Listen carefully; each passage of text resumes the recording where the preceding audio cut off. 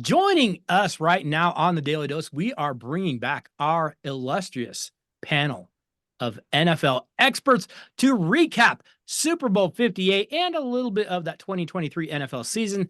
You know, it seems like we were just doing that preseason preview, but as usual, these weeks just fly by, and now the season is over.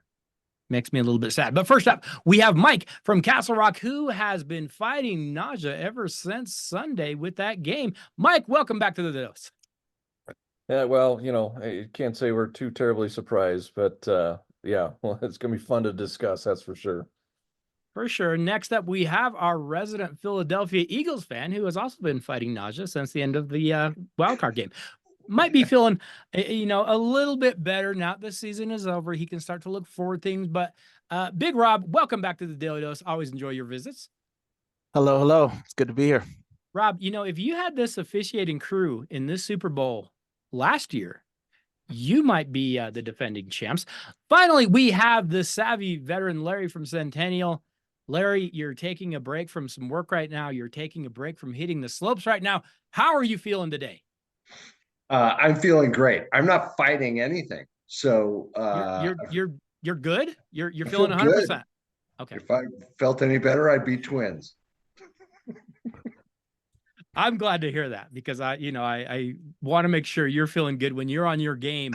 I know the podcast is on its game. Gentlemen, the 2023 NFL season is now complete. The Kansas City Chiefs outlasted the San Francisco 49ers 25-22 in overtime to win Super Bowl 58 in an entertaining, and also very sloppy game. A lot of penalties, a lot of fumbles. We had a missed extra point.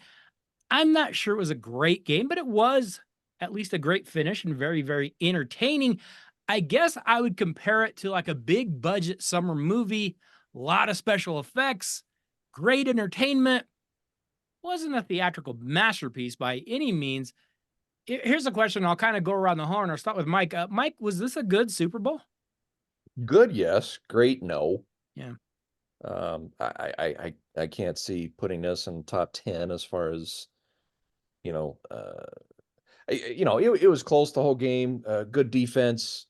A couple questionable calls here and there, some big plays, turn things around. I think all four of us are in the same boat. Regardless of the game, how good it is, we're all going to watch the Super Bowl. But sure. Yeah, good, yes, great, no. Rob, how about you? How'd you look at this game? I would agree. I think it was a good game. Little slow. Yeah. I think what made it a good game because it stayed close. It was so tight throughout the game, but it was a little slow. I felt, till the end, till the fourth quarter. But it was good, I would say. Larry, got anything different? Did you see anything different, or were you just gaga over Taylor Swift? Oh man, I was so there. I'd go a step further. I'd say it wasn't a great game, but I thought it was a pretty good game. Yeah. And that's from looking at, a bunch of different aspects of it. A lot of storylines, which I'm sure we'll go into a little bit. Sure, the first half was brutal, right? But they made up for it when it counted. And you can't argue with, a tie game and overtime and all that kind of good stuff. So better than average. Not the best Super Bowl, but I wouldn't argue that it was a pretty darn good game. Yeah. Yeah.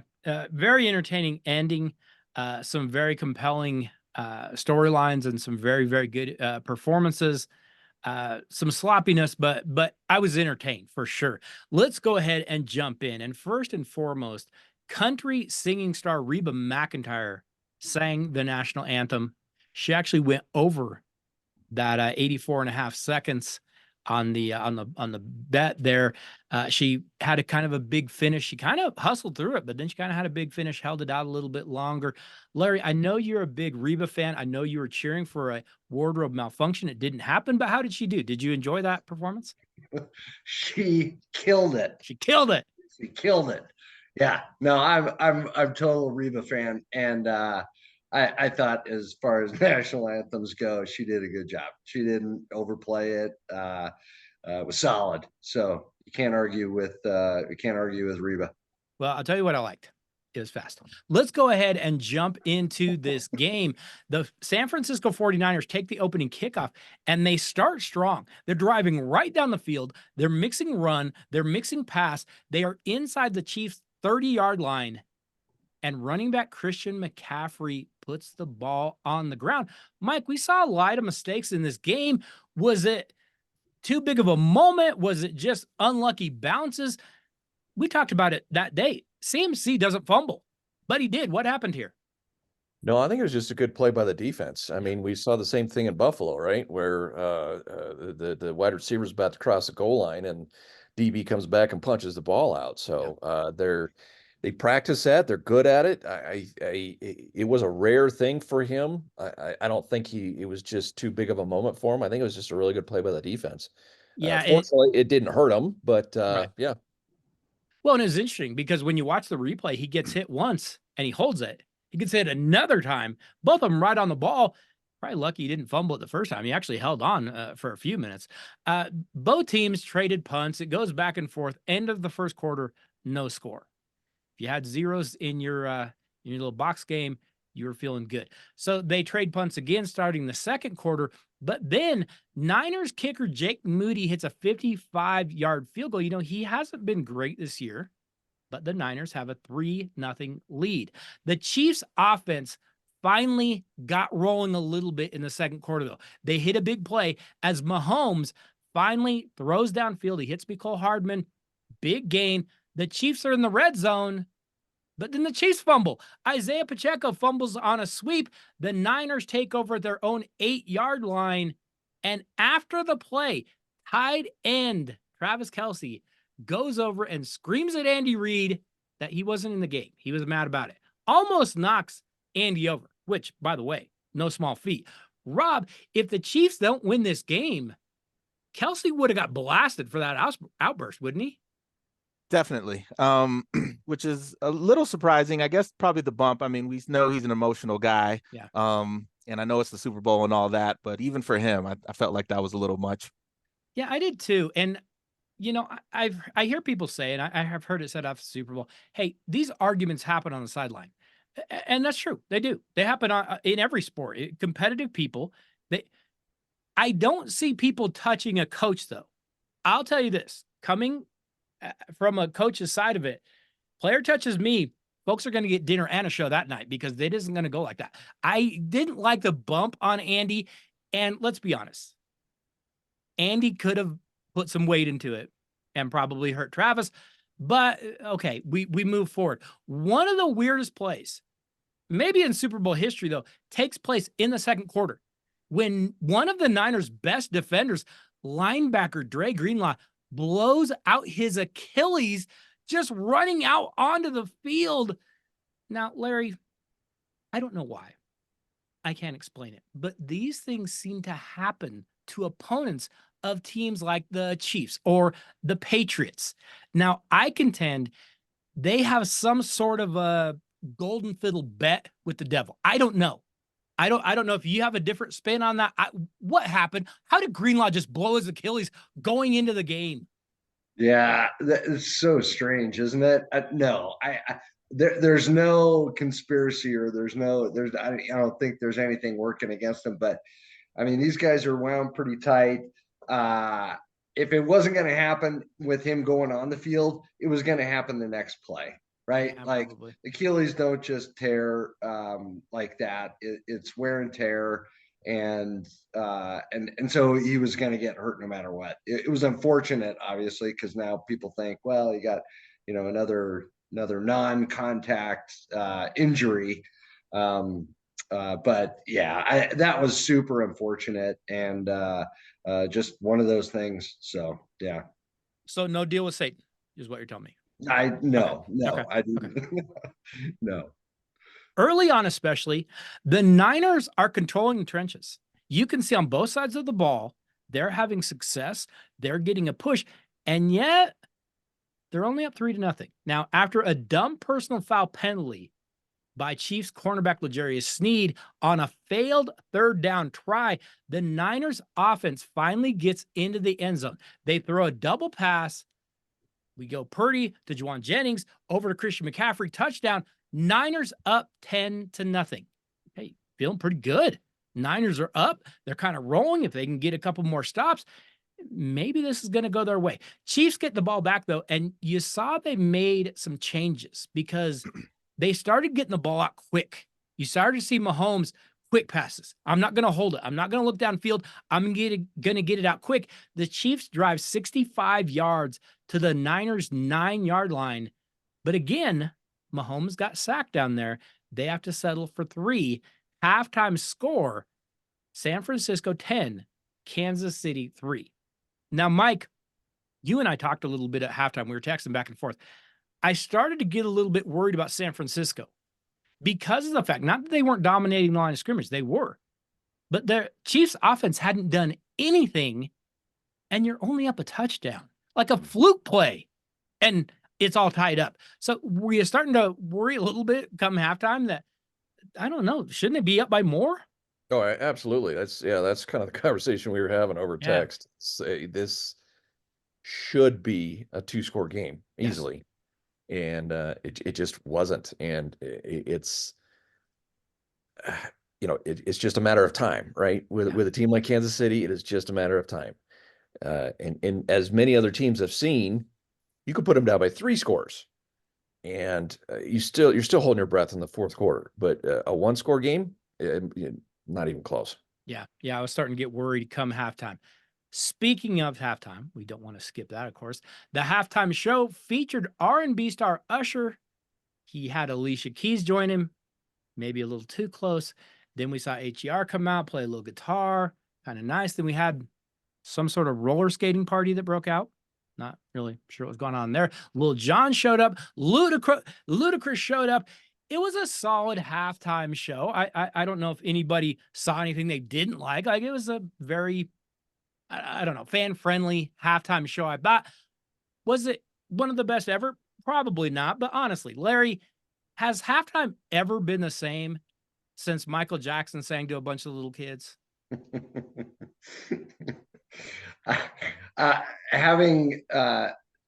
Look, I don't remember one halftime show from the next. There's something that has to happen pretty spectacular for me to really remember.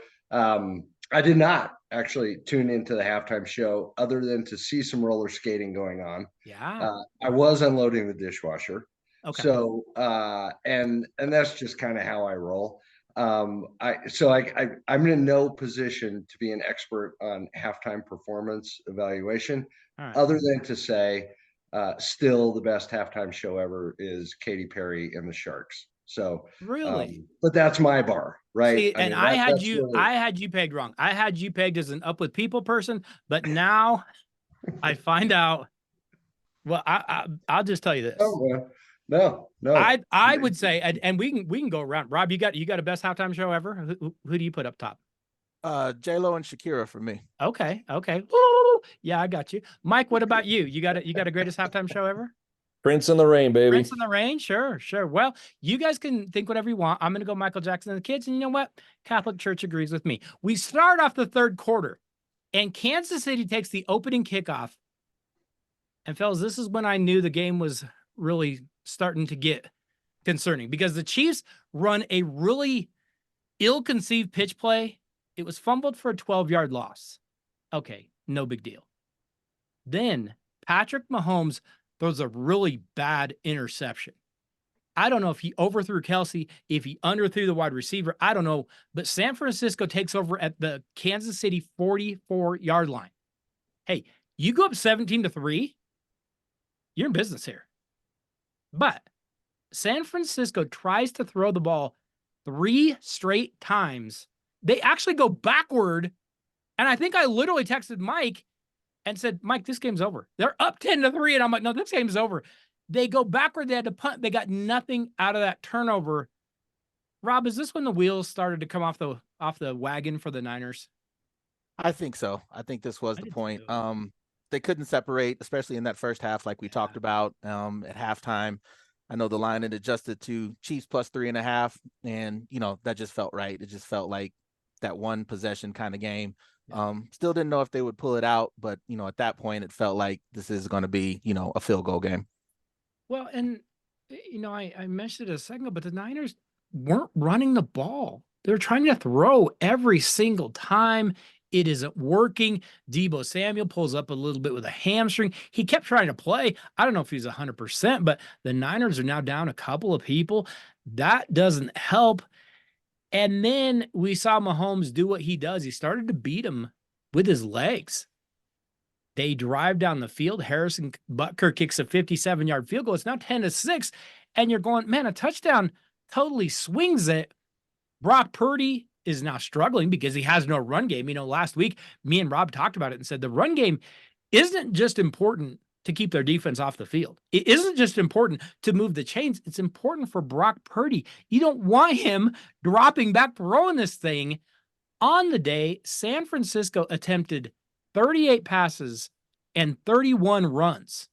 That's in an overtime where they actually started to run a little more. Mike, that seems like the exact opposite of how to beat the Chiefs, doesn't it? Yeah, we talked about this against in the championship game, the conference championship game. What was Baltimore thinking? It was more egregious than this ratio, but the game plan was moronic. I mean, Baltimore had the best rush defense or rush offense in the league and decided to be tricky. I don't get it. So it wasn't quite as big of an upside down ratio as we normally think it is. But in that first half, they were controlling the line of scrimmage. So I don't get what the deal was. Now there was a point in the second half where McCaffrey came off the field. I don't know if he was limping or holding. I don't remember. I don't know if you remember that. He got dinged up a little bit. Yeah. I don't know if they had any any reason for them to run a little bit less or not. But he's a special guy. There is no tomorrow. Feed him the ball. I agreed 100%. Well, and we talked about when you don't put them up 2 scores, when you don't go get those points, a fluky play and everything changes, and we got a fluky play. The Chiefs are forced to punt, but the Niners touch a poison ball, and then returner Ray McLeod tries to pick it up instead of just falling on it. And now the Chiefs have that play they needed. They recover at the San Francisco 16-yard line. 1 play later, Mahomes hits Marquez Valdez-Scantling, touchdown. Now the Chiefs have that lead. They are on top, and you're going, what in the world just happened? We move to the fourth quarter.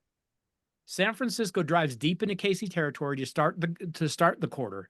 They face a 4th and 3, and Purdy hits tight end George Kittle for 3 and maybe like an inch. It wasn't much.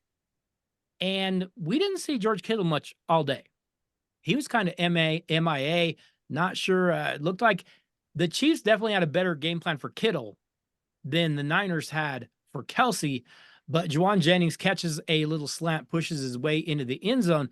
However, instead of taking a 4-point lead back, now it's Niners 16, Chiefs 13. Larry, you can't have these mistakes, a missed extra point, a low extra point that got blocked. It wasn't really a block kick. It was more just a low kick. You can't do this against a quarterback like Patrick Mahomes, can you? No, like Kansas City needs any help, right? So, no. And the few, and there were, I guess, more than maybe a few, but, the few glaring mistakes kind of sealed the 49ers fate. Yeah. Like I said, you can't help Mahomes in Kansas City. As a matter of fact, right, like Mike said before, like Mahomes has erased larger deficits than 10 points, 17 points, right? And so it's almost like it doesn't really matter how much they're behind. He's going to make his last, his late run, like in the NBA, got to get it close. And they're always going to be in they're always going to have a chance. And he makes that happen. San Francisco didn't do a ton wrong, right? No. They did have that problem in the third quarter. They did have the touch ball and the punt. But I think San Francisco would have beat anybody else in the Super Bowl except Kansas. Kansas City was going to win this game. San Francisco played a pretty good game against against a great team, and came up, just a little bit short. And it could be that extra point, well, the extra point had everything to do with a lot of things. Yeah. Right. But yeah, those few mistakes, it's so crazy how thin that line can be. And those mistakes might have done it. Yeah. Yeah. And when you have that quarterback like Mahomes, that margin for error, like you talked about, that line is just so thin. You make a mistake here or there, it's going to come back and bite you. Now Mahomes is down by a field goal, but he's starting to find success. He's going to his tight end, Travis Kelce. The Niners have dropped in the zone. And I mean, Mahomes is shredding the zone. He's finding gaps in the zone. Chiefs drive inside the 10, but San Francisco does force the field goal. Game is tied at 16. Rob, 49ers defensive lineman Javon Hargrave, he had a pretty decent game. That's a former Eagle. Was that bittersweet at all to see him play so well? A little bit, yeah, a little bit. Didn't think about it much during the game, but yeah, I mean, what can you say? Not much. I mean, we knew that, he was probably going to leave last year, but he had a solid game on Sunday. Game is tied at 16, 5:46 to play, and Brock Purdy finally makes a big play. He hits Juwan Jennings, who probably was headed towards an MVP if they could have pulled it out. Jennings had a great game. But once again, San Francisco fizzles. They can't get into the end zone. They have to kick a field goal. Moody hits from 53 yards. Niners up 19-16, 1:53 left. And Mike, you and I are texting and going, well, that's ball game. They took the lead and we're like, well, it's over. Yeah.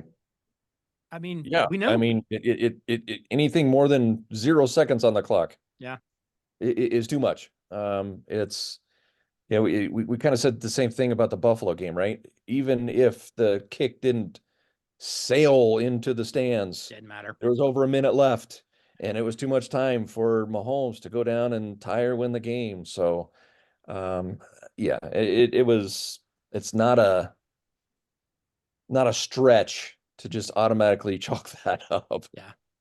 Yeah, we have now learned what it's like when teams used to face, John Elway. It's just, you just already kind of know your fate ahead of time. Final drive, Mahomes actually is starting to kill people with his legs. He's picking them apart. They moved down. The only thing that helped was a little bit of maybe some clock mismanagement. A fade pass goes incomplete, and they have to kick the field goal to tie it. That missed extra point looming large. So for just the second time in Super Bowl history, we go to overtime. Now remember, the last time we went to overtime, Falcons versus Patriots, when Kyle Schottenheimer pooped his pants in historic fashion. But the Niners win the toss, and they elect to take the ball. Now remember, new overtime rules. Both teams will get the ball no matter what. Touchdown, field goal, it doesn't matter. Both teams will see the ball. Larry, going to put a big question on you here. Should the Niners have deferred that overtime kickoff? Absolutely. Yeah. I mean, it's kind of a no-brainer. And, I think I listened to a little bit of the post-game stuff where Shanahan, kind of didn't defend. He just, said he gave, the answer to the question as to why he did it. But I just don't get it. Like, when it gives you an advantage not to have the ball first. So why not take advantage? You're not going to go down and score and win the game. Right. So I think I can't remember, but it's an extra down if you take the ball second. Correct. And I don't know why. Honestly, I'm not exactly sure why. And you would do anything other than that. Yeah, I think a huge mistake. I heard an interview with Steve Young, and Steve Young said, hey, as a quarterback, I don't care. I want the ball. Give me the ball. No, I understand. I'm a coach. Sometimes I have to protect you from yourself. And I didn't think Kyle Shanahan did that. Mike called it at the time. The coin goes up. They call, we want ball. And Mike goes, why didn't they defer? And I'm like, yeah, why didn't they? That was very, very odd. And I don't know if it's the newness of those new overtime rules. I don't know what it was, but that was very, very interesting. Overtime starts. Niners get the ball. They don't run the ball one single time. They throw 3 straight passes and go backward again, 3 and out. But on third down, we get a defensive holding on the Chiefs. San Francisco gets a first down. Didn't hear a whole lot about the officiating on Sunday. Rob, you got to experience a horrible call in a Super Bowl a year ago. How was the officiating in this game on Sunday? I think it was fine. For the most part, I can't remember anything, that really stood out. I think there was one catch that was kind of questionable on the sideline, there in the second half. But overall, like I said, nothing egregious, nothing really stood out as terrible. So I would agree. Okay. And wasn't it nice that after the game, we weren't talking about the officiating? There was a lot of things we talked about after the game, but at least it wasn't the officiating. I was so glad for the NFL. And we can talk about this in a minute. I don't believe in the conspiracy theories. I don't believe the game is fixed and the game is rigged. And if you think that, you probably think a lot of other crazy things. But I do think sometimes the NFL doesn't help themselves. Sometimes they make themselves look poor with some of their dumb decisions that they make. I thought on Sunday they did a pretty decent job.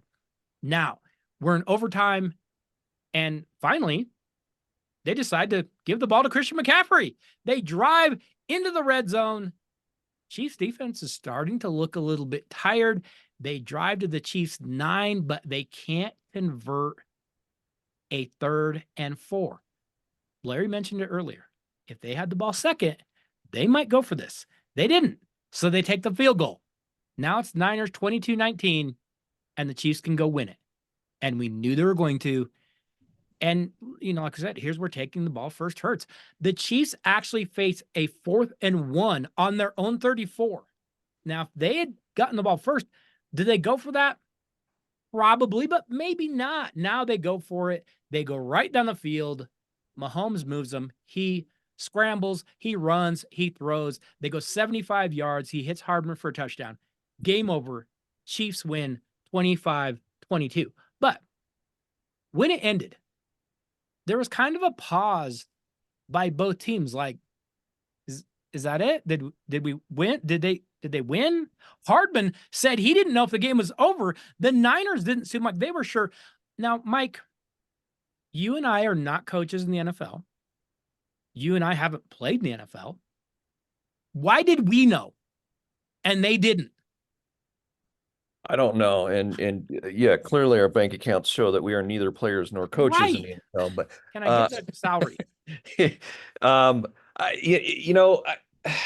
It's interesting that you say that, because you hear some of the post-game interviews, and there were a couple of Chiefs that said, yeah, we knew about these new overtime rules. We've gone over it every week in the postseason.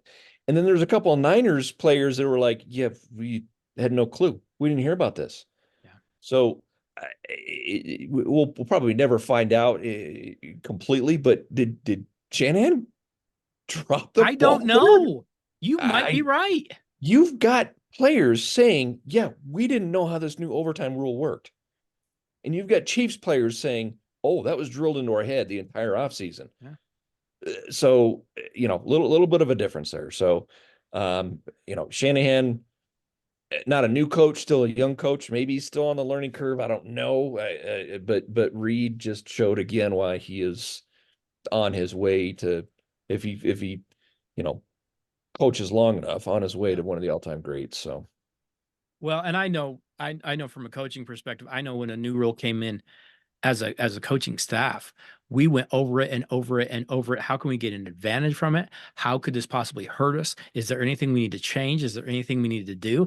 And it baffled me that they seemed so surprised by those new overtime rules when we're sitting at home going, okay, I kind of know what's happening here. Why don't you? You're getting paid more money than. I'm not going to go down that path. Okay, let's go into some other things.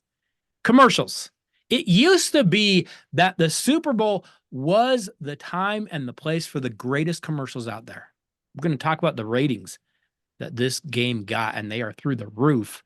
Did anyone see any commercials that they actually liked? Larry, I'll start with you. Was there a commercial that stood out to you at all that you remembered or that you really liked? Yeah, there were two. Okay. I'm never gonna not want to watch Arnold Schwarzenegger on TV. Okay. So Fair enough. and if he's replacing Mahomes and Maato Yeah. in State Farm, then I'd much rather watch Arnold. Sure. And then I thought the Dunkin' Donuts Yeah. was pretty funny. So Yeah. but honestly, those are about the only two that really stood out at all. And I think generally, I think those are probably the two that people thought were the funniest or liked the best. But so Yeah, I would agree. Rob, did you have any commercials that stood out to you? Yeah, the Dunkin' was one, and then the Beyonce Verizon commercial stuck in my head. And then another one just randomly, I think there was a Temu, and I think there was a couple Jesus commercials. Yeah, the Jesus commercials there was were 3 or 4 of them though. But that was like I saw them multiple times, and as much as those spots cost, I think that's what made me kind of remember. Like I can't remember the figure, what they were paying for the 30-second commercial spots, but I remember seeing I felt like the same Temu commercial like 3 or 4 times, and I was just like, wow, they got a lot of money. Paid some money, yeah. Well, and we know from past experience, paying that big money doesn't always pay off. We've seen, remember when GoDaddy went so big with all their Super Bowl stuff, it didn't do anything. It crashed very, very quickly. But yeah, the Jesus commercials kind of stood out. Those were definitely very, very interesting. And every time they came on, I kept saying the same thing. Jesus. Mike, you're up next. You got a commercial that stood out to you? Nothing new. I think I agree with Larry. I like the State Farm with Arnold, making fun of his accent. That might have been the one that actually got even a remote chuckle from me, right? Yeah. There's an Uber one where Jennifer Aniston was there, and it said in order to remember something, forget something else. That was kind of a funny exchange with her and Schwimmer, seeing her new plastic face there, but nothing outstanding. It's not like it used to be. They may have been a little better than in the last few years. Yeah. Last few years, it's just been like where all the classics go. Right. So. Well, and we had the Daly Dose drinking game that came out this last week for the Super Bowl, and if you saw a good commercial, you drank, and if you saw a commercial that you just looked at each other and went, "What's that?" Then you had to finish your drink. If you played the Daly Dose drinking game, you were hammered by halftime because there are a lot of those commercials that I just went, I don't get it. I'm like Larry, I literally like the Dunkin' Donuts one. I actually saw some of the outtakes of the Dunkin' Donuts one with Tom Brady throwing the football. That was actually pretty solid. But yeah, there were a lot of commercials I didn't. Michael Cera gave himself a massage. I didn't get it. Maybe I'm too old. Okay, I have an idea. You guys tell me if this is crazy. We know the money that these companies are spending.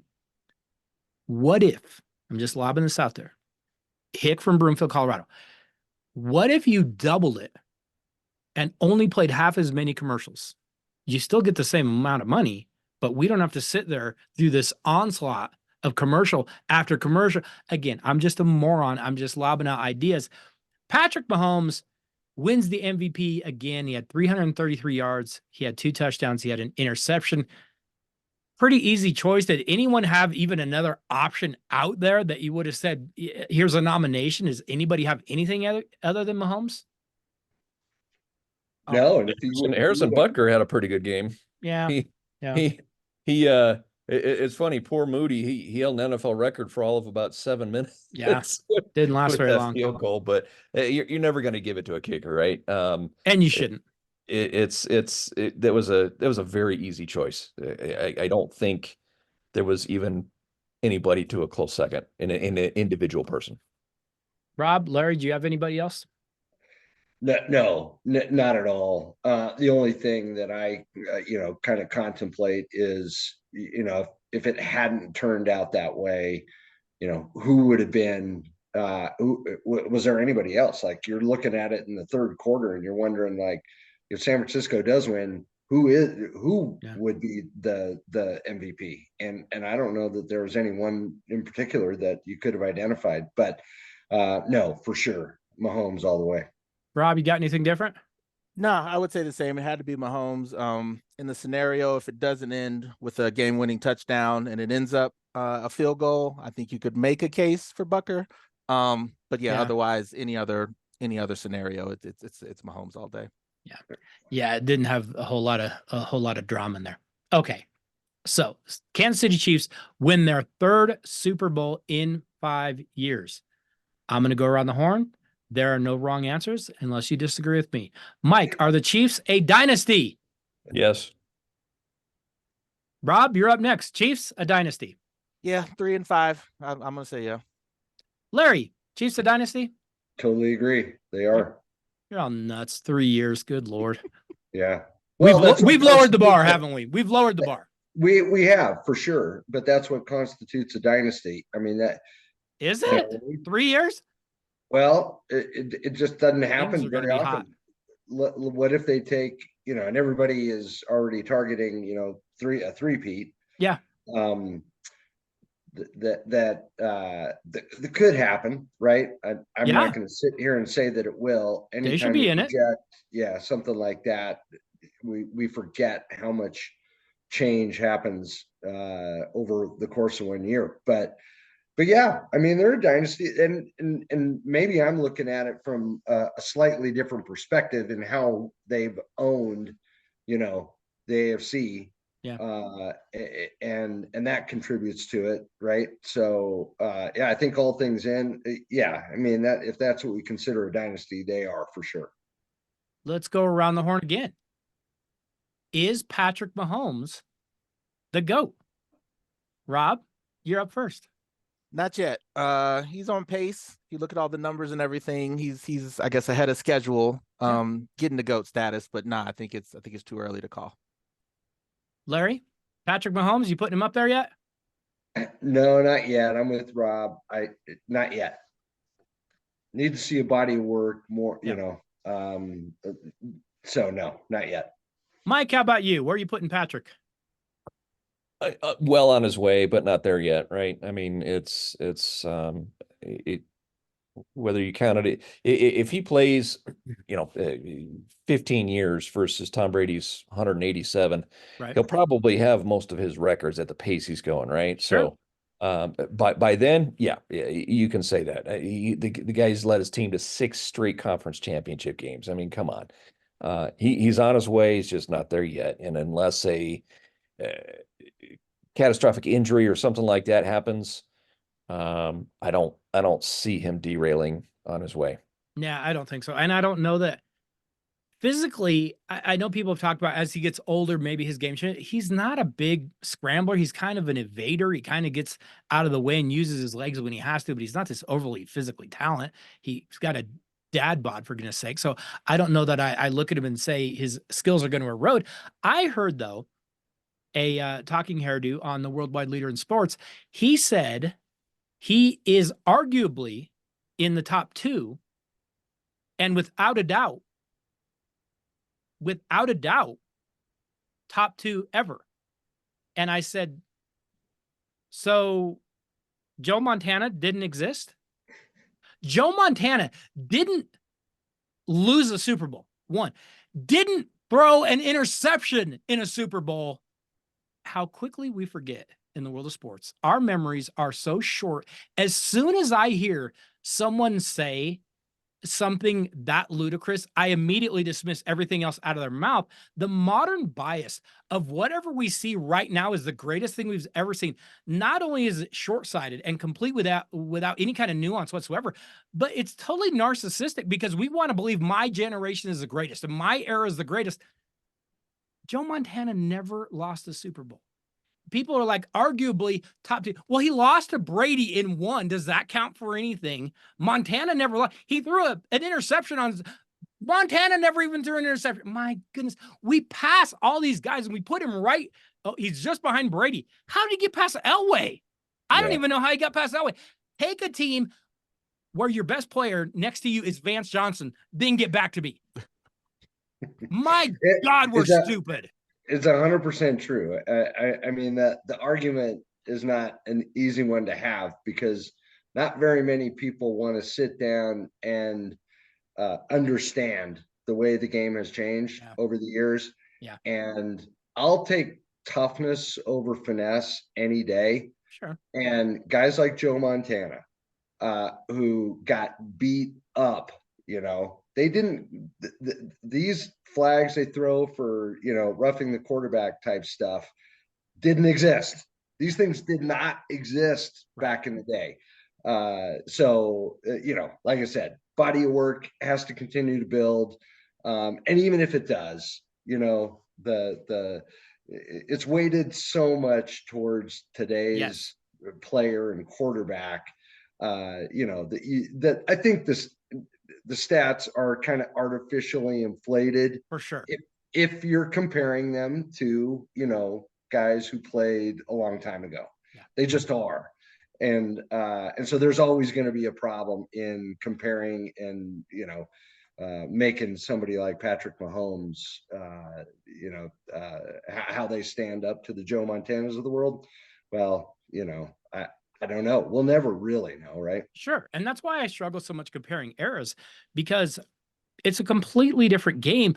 Why can't we enjoy Patrick Mahomes and say he's this generation's Joe Montana or whatever, instead of saying he's better than Montana? Because I've got stats that prove he's not. And don't forget, you bring up a very good point as far as the roughing the passer. Remember how Joe Montana's time in San Francisco ended?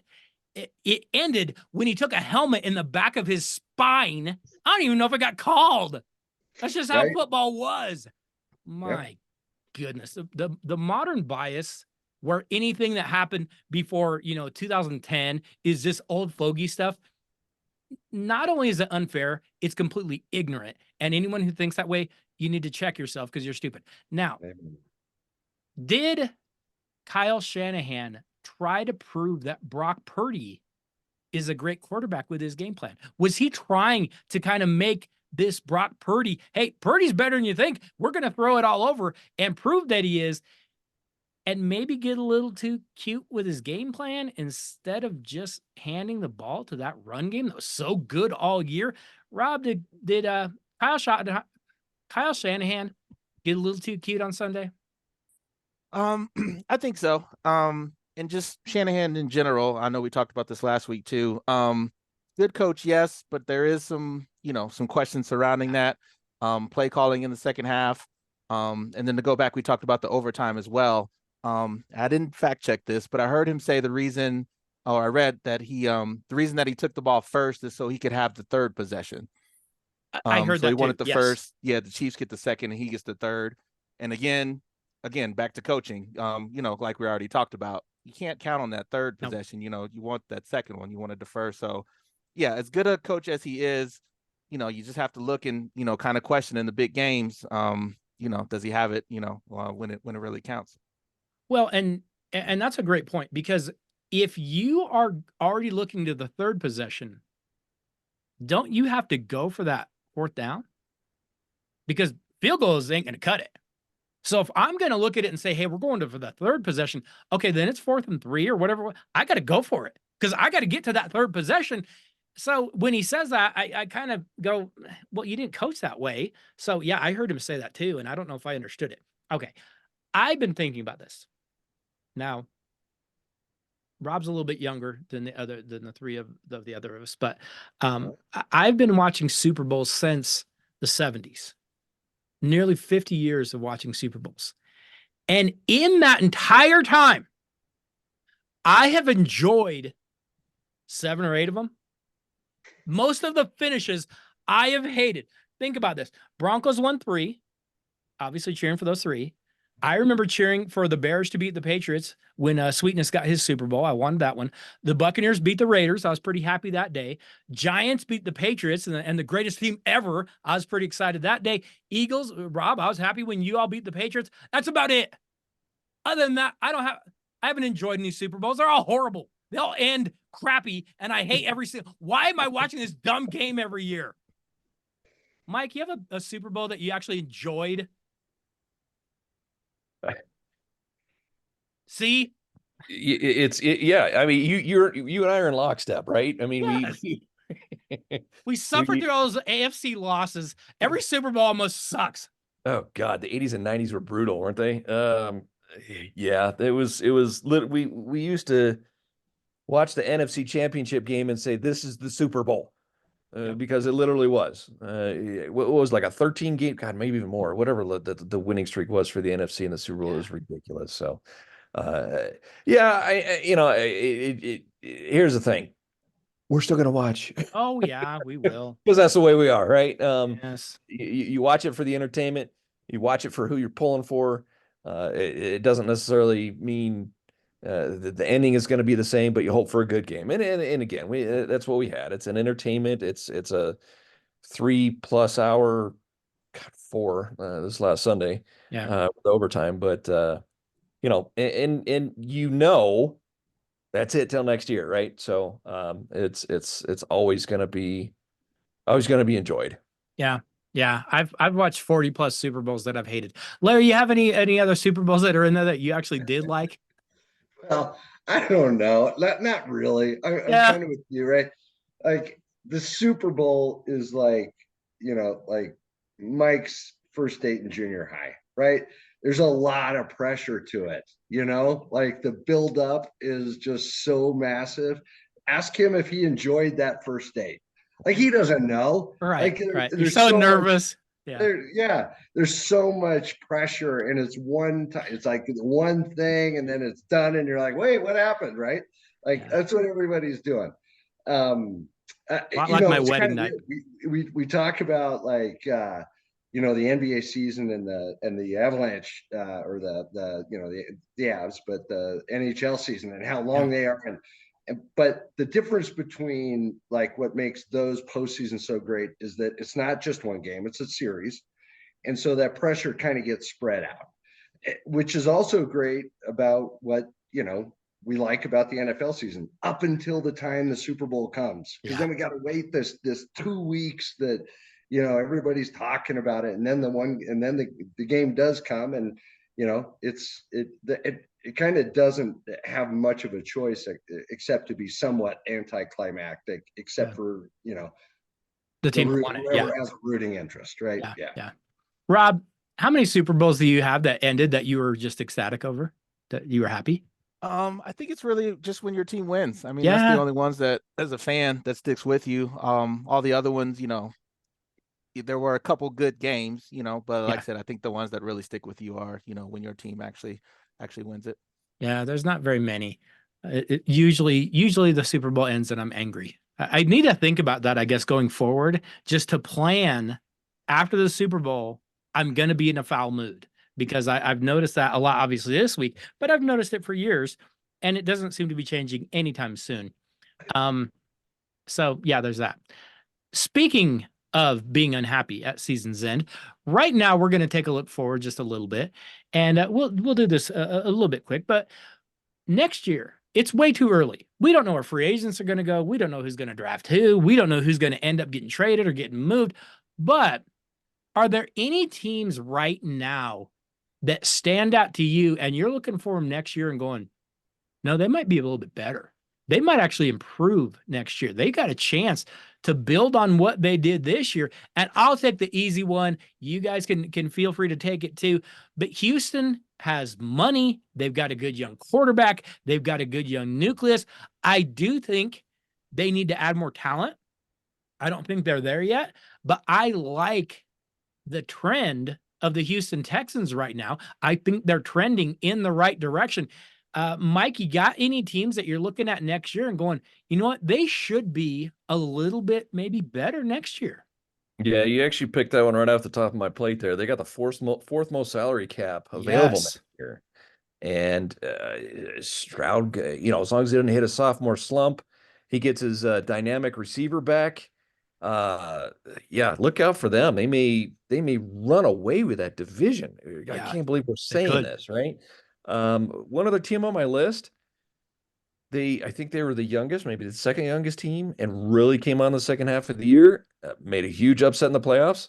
Look out for the Packers. Yeah. Wow. I mean, Jordan Love, first half of the season, looked like he was lost. He was clueless. He was one of the top quarterbacks in all of football in the last 7 games of the year. Look out for the Packers. They're young. They're hungry. They've got some good young talent. I look out for them next year. Yeah, good call, Mike. Green Bay is a team that we definitely need to keep an eye on. Rob, what about you? You got any teams that you're kind of keeping an eye on going into next year? Yeah, this might be cheating a little bit, but I'm gonna say AFC North. I mean, that whole division, Ravens, Steelers, Yeah, you could be Bengals, right. Browns. I could make a case for any of those teams if things fall right, everybody stays healthy. Ravens obviously again, Steelers get a quarterback. Joe Burrow comes back. We don't know what we're gonna get from Deshaun. So any of those 4 teams, like I said, if things fall right, people stay healthy, could definitely make a push. Larry, you got any teams that you're looking for next year, maybe really moving up? No, and I don't know enough about the NFC. It'll be interesting to see what Detroit does. Yes. I'm rooting for Dan Campbell. I don't know if he's the answer. He's gotten them where they're up to been pretty good. Yeah. Right. But I'd love to see him put another season together and not make this one a fluke. I don't think it was a fluke, but people will say it if they regress. Right. I'm looking at the Chargers. I don't know if Harbaugh's a good coach or not, but I think most people think that he's an upgrade, and the team has talent. And if there's one team that has, the potential to knock Kansas City off the throne, it might be that division opponent. So I'm going to be keeping an eye on them for sure. Yeah, good call, because we looked at so much of the Chargers this year and said, what is their coach doing? They're stacked on paper. They just never did anything with it. Harbaugh's won everywhere he's gone. Yeah, that's a very, very good call. Let's move to the other side. What about teams that are going to regress? And I'll steal an easy one, because losing the Super Bowl historically hurts you. It just does. But that's not all, because remember, the San Francisco 49ers do have a situation they've got to work out with Ayuk. He is coming up on a new contract situation. The Greenlaw injury isn't just, he's out for the Super Bowl. No, that's probably a calendar year. Trent Williams is a year older. George Kittle is a year older. We're still not completely sure about Brock Purdy. I think the Niners could take a little bit of a step back. Hey, for whatever reason, and we can say, well, it's not going to happen to them. Well, every time you lose a Super Bowl, it happens. There's been 2 times it hasn't. 2 in the history. 2. And so it's really, really tough to lose a Super Bowl and come back better. You usually come back worse. I'll take the Niners. I think they could slide just a little bit. I think we started this with Mike. Mike, you got a team that might step back next year. Yeah, I think due to a little potential big star being unhappy, kind of throwing some rumors out there of not wanting to be in town anymore, and over $50 million over the salary cap, Buffalo may be in trouble next year. Yes, you're right. Yeah, the Bills have some things they got to sort out, because they're way over the cap. They've got some people they need to pay. And by the way, they keep not getting it done as it is. Yeah, good call. Buffalo could be in for a little bit of a come down next year. Rob, you got a team you're looking at that might struggle a little bit next year?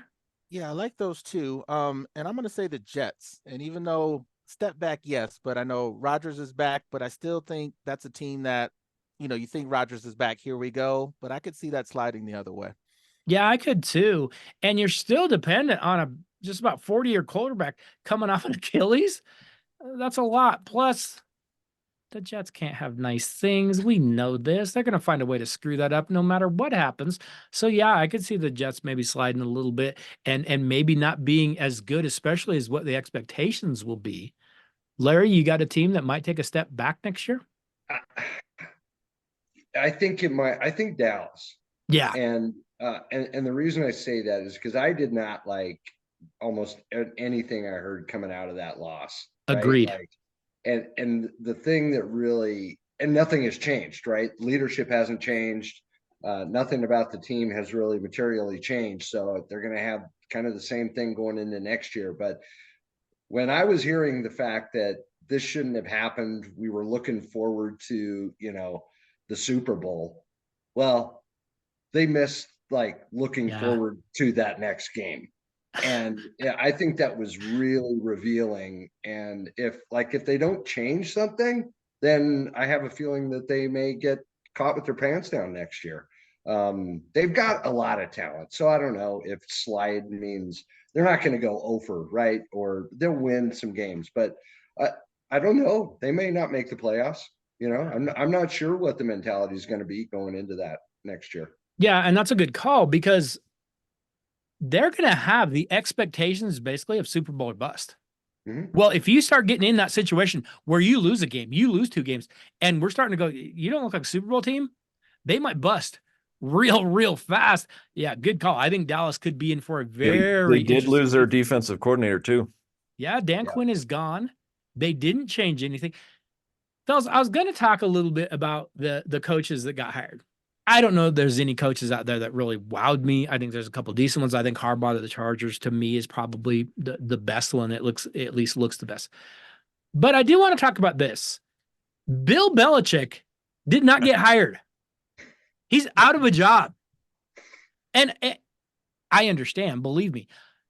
Dallas couldn't look at Belichick and go, maybe we'd be a little bit better with Belichick rather than this knothead we have. Larry, was it weird that no one took the greatest coach ever?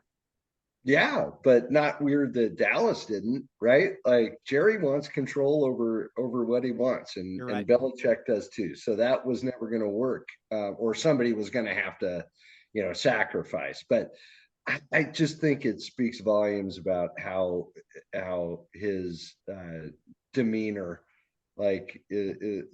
nobody wants him around. Right. Like we'll interview him, but we don't, I don't know. He's the greatest coach of all time, but can this guy get into the new world? I don't know. So, but it is super weird. Like he's a good coach, right? He's proven he's a good coach. I would think. Yeah. Yeah. Rob, were you surprised that maybe in Atlanta or the Jets, the Bills, someone didn't go get Bill Belichick? A little bit surprised. Well, I'll say surprised if it's true. Well, I'll say not surprised if it's true that he wanted all that control. Yeah. And I don't know if that part is true or not, but if he wanted to come in, and control personnel and everything, then it's not surprising because that's, seems like the only thing you can question. Good coach, yeah, but the personnel decisions, yes. draft picks over the years. So if that part is true, that would, then it does make sense to me. Rob or Mike, you're the head coach of let's say the Commanders. I tell you, Belichick's dog is the GM. Would you have taken Belichick? Ooh. See, now it gets tricky. Yeah, right. Still no, but okay. I think the dog took Mac Jones. Okay, well, I don't know. It's going to be interesting to see what happens to Mac Jones next year, right? Was he just in a bad situation, or was he really that bad of a player? So, is he going to be in Denver? Don't laugh. That was sobbing. Possibility. The resurgence of Baker Mayfield is going to make the retread quarterback market hot this offseason. So, it's going to be interesting. Yes, it is. Well, speaking of this next season, the NFL draft is already April 25th. That is not that far off. That is just a few weeks out there. And to me, the interesting part is going to be the Chicago Bears. What in the world are they going to do? You've got Justin Fields. Do you stand pat and say, hey, we're going to go get him help? We're going to build around him. There's some guys out there that could definitely make him better. Or, let's scrap it. Let's start over. Let's screw up a new guy. Rob, what do you think Chicago's going to do with that first pick in the draft? You think they're going to take it? You think they're going to get Justin some help? Or are they going to say, nah, let's go screw up Caleb if we could? If it was me, I would get him some help. But to answer your question, the Bears are going to draft a quarterback.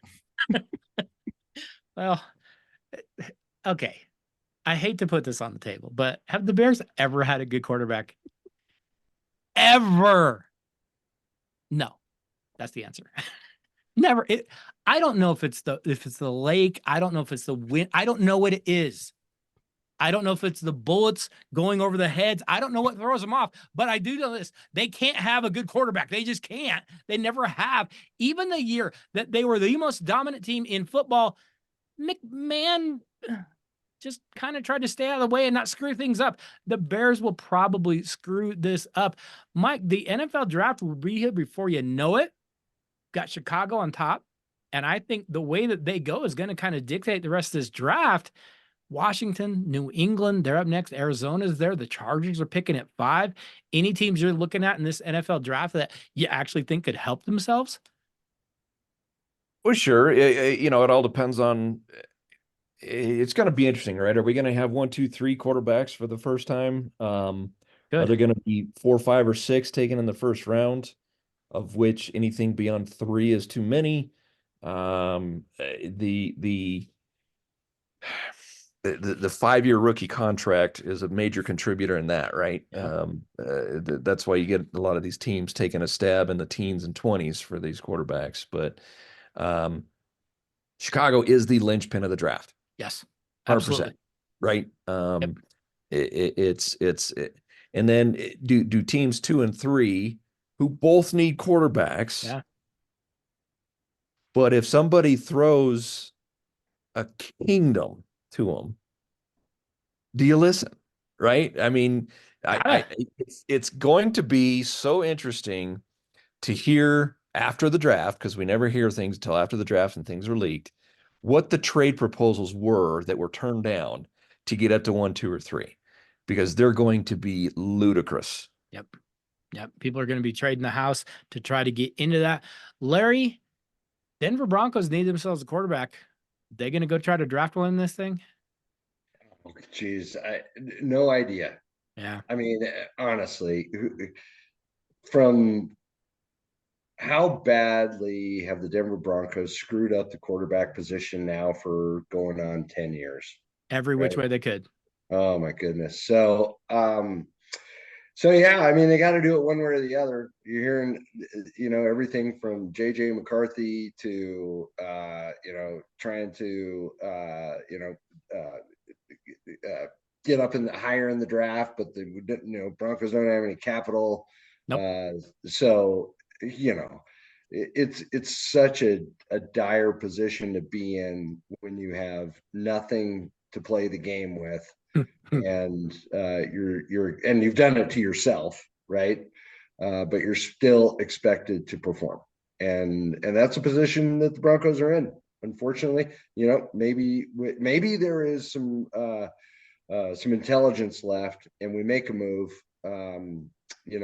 But there are other smart people out there that are going to be doing the same thing, yep. Right? Highly competitive. So I honestly don't know. I wish I had a great answer. If nothing else, it'll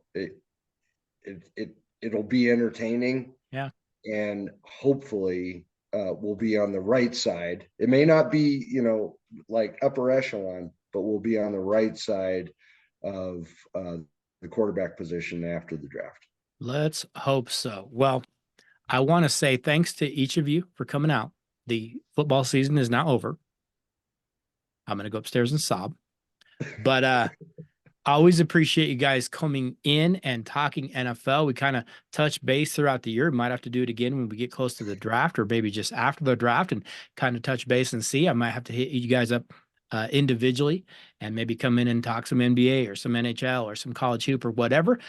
So expect to get that call. But Mike, final show of the 2023 NFL season. Got any final thoughts for us? No, I mean, it's always sad at the end, but the NFL does a good job of making it a year-round process, right? I mean, yes, I do. We're going to have the NFL year officially starts sometime in March or something like that. Yeah. So there's deadlines for certain things. The draft is going to be overproduced and overhyped, but of course we're going to watch it anyway. And then there's the schedule release, and I mean, it's become a year-round deal. Fortunately, here for us in Denver, we've got 2 top-tier teams with 2 potential leading MVP candidates in the Nuggets and the Avs. And maybe someday, with a lot of hope and prayer, we can get a Major League baseball team here too. And I don't know if that's going to happen. I'm not going to hold out hope, but maybe an expansion team opens up. I don't know. Yeah, yeah. Rob, season is now over. Always makes us sad, but you got any final thoughts for us?